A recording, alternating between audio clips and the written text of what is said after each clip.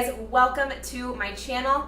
If you are tuning in again, thanks so much for coming back. Welcome back. And if you are new here, welcome. My name is Christy. I am a certified personal trainer through the National Academy of Sports Medicine. I also have a bachelor's degree in kinesiology from San Diego State.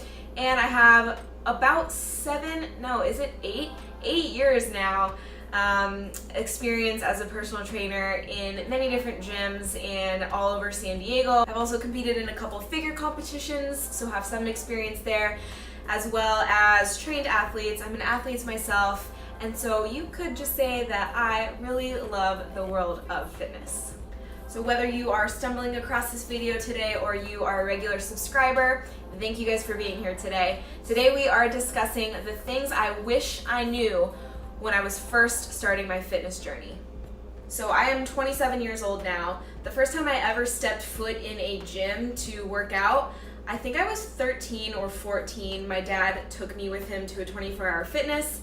Like any 13 or 14-year-old girl, I just kind of sat on like the spin bike and kind of just did some stuff, maybe did some crunches, some planks.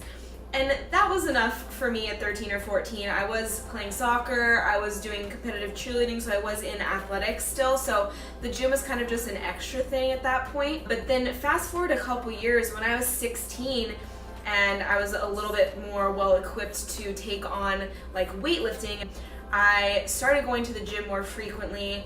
My parents saw that I really started to love it, so they got me a trainer. I had to book this trainer for a year. I was like in a contract for a year long of training sessions, and that was where I really started to fall in love with fitness, where I really started to learn. So it's now been over 10 years since I started lifting on a regular basis. Ever since I was 16, I have not ever stopped lifting on a consistent basis. When I was 16, I knew that I wanted to work in fitness. I've always had discipline to continue training even when the motivation isn't there. But that doesn't mean that it's been like a smooth sailing road, right? There's mistakes that you do when you first start training. There's things you wish you would have done differently in the very beginning. There's mindsets that I was in that I wish I hadn't fallen into because some of them were a little bit damaging. So this video is all about the things that I wish I knew when I was first starting my fitness journey. So the first thing I wish I knew when I was starting my fitness journey is that progress takes time.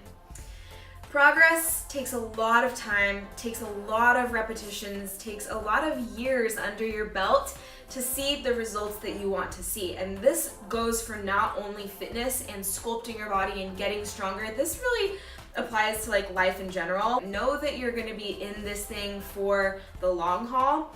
You have to kind of fall in love with the process, because if you're just working out or lifting or playing sports or whatever for this like end result, you're going to get to that end result and then you're not going to be satisfied, because then you're going to want that same feeling again and again and again. So you have to really enjoy and accept and love every stage that you're in your fitness journey, and understand that you're going to constantly be progressing, and sometimes you'll be regressing along the way for sure. Know that you're going to be in this thing for the long run. The progress that you want to see, whatever progress that is, whether it's you want your numbers to jump up or you want your body to look a certain way, that is going to take a lot of time, a lot of repetitions, a lot of long hours, but there is no end. You have to do it kind of forever. And so falling in love with that process is really important. So the second thing I wish I knew when I was starting my fitness journey is that trial and error is okay. And it's actually necessary. So don't expect to have like perfect form or know the perfect exercise to sculpt whatever muscle group you're trying to do, or expect to know the perfect rep range or the perfect weight or whatever it may be at the very beginning. It's going to take a lot of trial and error and trying out new things, trying out new rep ranges, new machines, new exercises to know what's going to work best for your body and to know what you like. Nobody knows exactly what to do from the very beginning.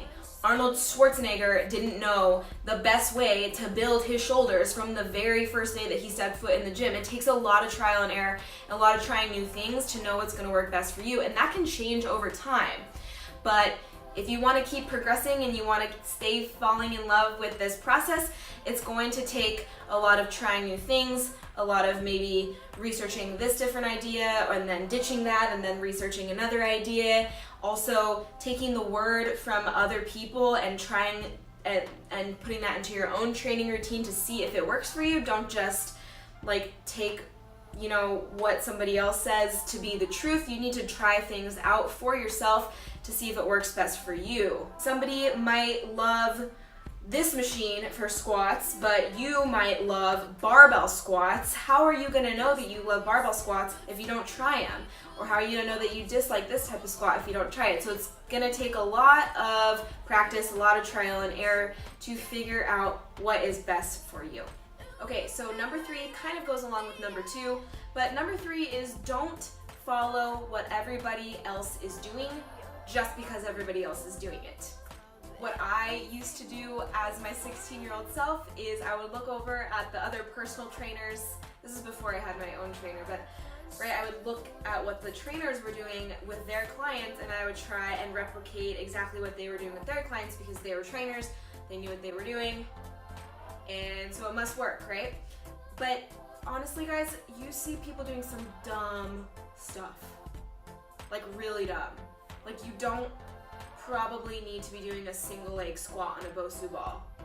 Maybe, I mean, I didn't back then, but of course I attempted stuff like that because I saw other people doing it, it looked cool. I would say to try and not perform an exercise just because you see everybody else doing it or because you see anyone else doing it, honestly, regardless of if it's a trainer or somebody you see on Instagram or even someone that you highly look up to.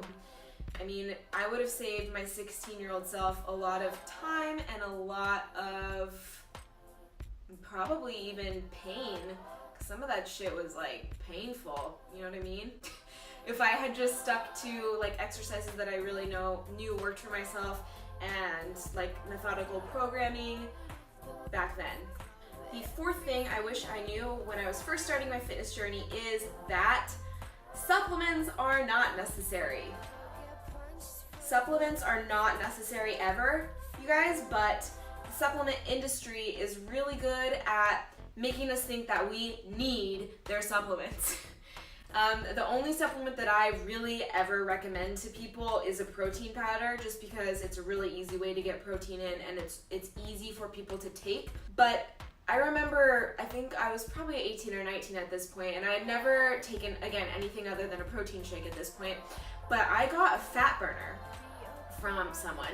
And when you're 18, 19, of course you want to burn fat. You want to lose fat, even though you're probably already skinny. But I took a fat burner and then I went straight to the gym and I thought I was gonna die.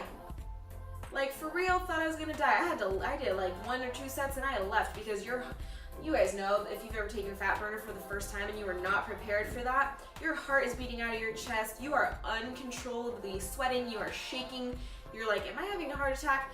So I didn't know what I was doing. I just read, fat burner, and I'm like, yeah, I want to burn fat. But that's dangerous. Like that is really, really dangerous, you guys, especially for someone who's young, someone who's not really used to caffeine or having that stimulant feeling, and someone who's gullible to believe that they actually need to take something like that. So learn from my mistakes, learn that you don't need a fat burner, you don't need any supplements whatsoever, not even a protein shake. If it's not convenient for you, you don't like the way it tastes, or you get plenty of protein in with your food, you don't even need a protein powder. So don't go out and buy a whole bunch of shit at the very beginning of your fitness journey because you think that that's really gonna help you. Supplements are there to only enhance your performance in the gym or your recovery or whatever, but what really matters is the hard work that you put in the gym, your recovery after the gym as far as sleep, and the nutrition is obviously the very most important thing, not a fat burner or a protein powder or BCAAs.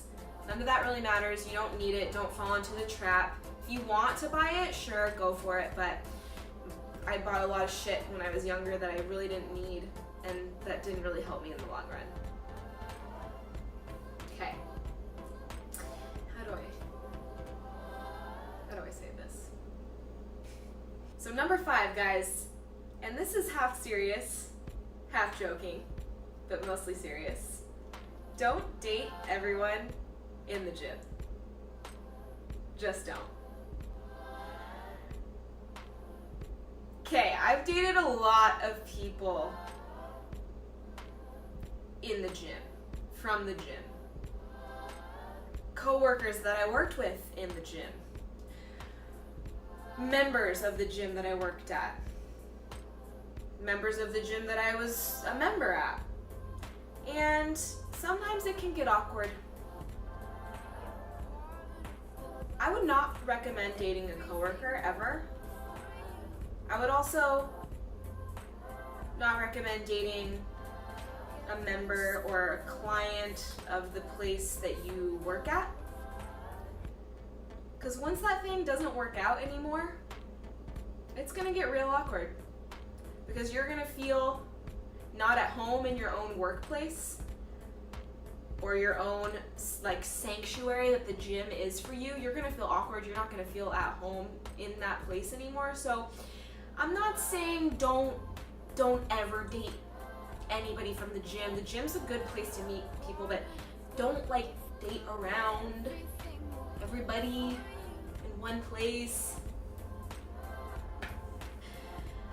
My boyfriend now, he and I met in the gym. Luckily I didn't date a lot of people from that gym before I met him, so it's like, it's all good still. But I'm just saying, you guys, my 16, 17, 18, 19, 20, 21, 22-year-old self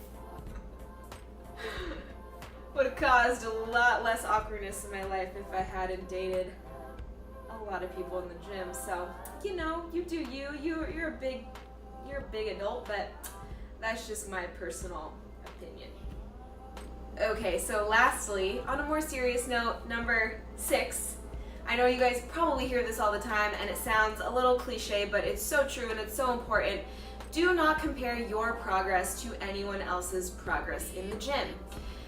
When you're 16 years old or however old that you are, it's really, really normal to look around and look at every other person in the gym, every other female in the gym, and compare yourself to how much weight they're lifting or what they're wearing, what they feel comfortable wearing, or the exercise that they're doing, or what they look like, or how much they weigh. And it's really so easy to fall into this trap of just like comparing yourself all the time. And you've got to realize that everybody is on their own journey. Everybody's been doing this for many different, lengths of time, and everybody's at a different starting point.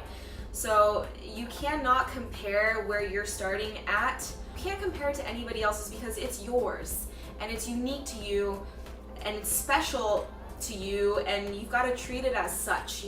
It's okay to look around at other people for inspiration maybe, or if you like that girl's outfit, to ask her where she got her leggings, but it's not okay and it's not cool to constantly compare yourself to other people and to wish that like you look like that person or you squatted like that person or whatever. So know that your fitness journey is your own unique thing, and you've got to love it so much for every single stage that you're in.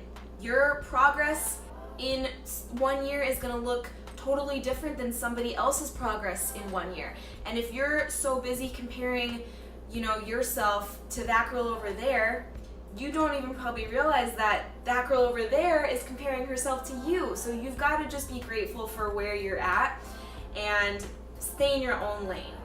Just do you, boo. And you're going to be happy that you did.